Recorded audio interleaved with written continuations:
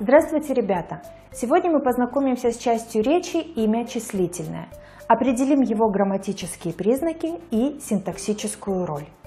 Как обойтись бы без числа, наука точная могла.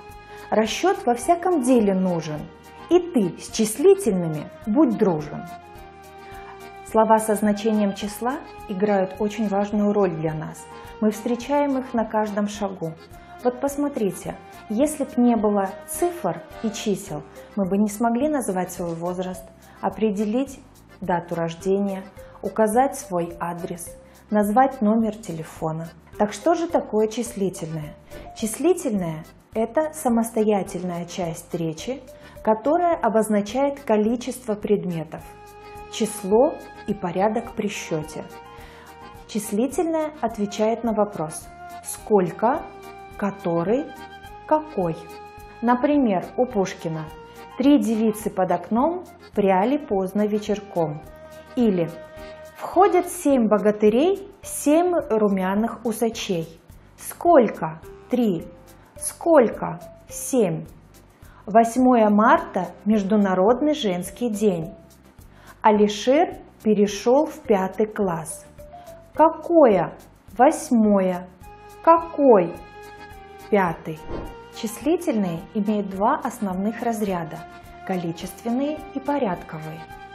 Количественные числительные обозначают количество и отвечают на вопрос «сколько?», 5, 23, 60.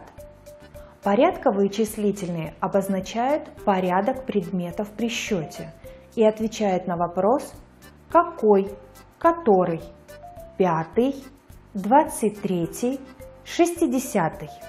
Определим морфологические признаки. Количественные числительные изменяются только по падежам. Рода и числа они не имеют, за исключением числительных 1 и 2. Порядковые числительные изменяются по падежам, по родам и по числам. Синтаксическая роль числительных разнообразна. Например, мы перешли в 4 класс. В какой? 4. Числительное является второстепенным членом предложения определением. В предложении 7 нечетное число, числительное 7 является подлежащим и отвечает на вопрос «сколько?». В предложении «занятия начинаются в 8 утра» числительное 8 отвечает на вопрос «когда?» и является второстепенным членом предложения обстоятельством.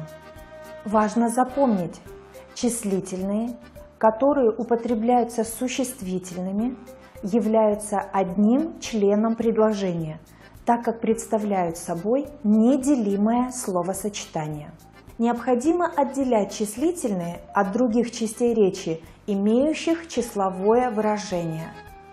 Для этого нужно запомнить, что числительные можно записать цифрами, другие части речи нет. Например, двойник – это существительное. Двойной – какой? Это прилагательное. Удвоить – что сделать? Это глагол. В русском языке числительные можно встретить в пословицах и поговорках. Например, «За 2 зайцами погонишься, ни одного не поймаешь». Или 7 раз отмерь, 1 раз отрежь. Подведем итоги урока.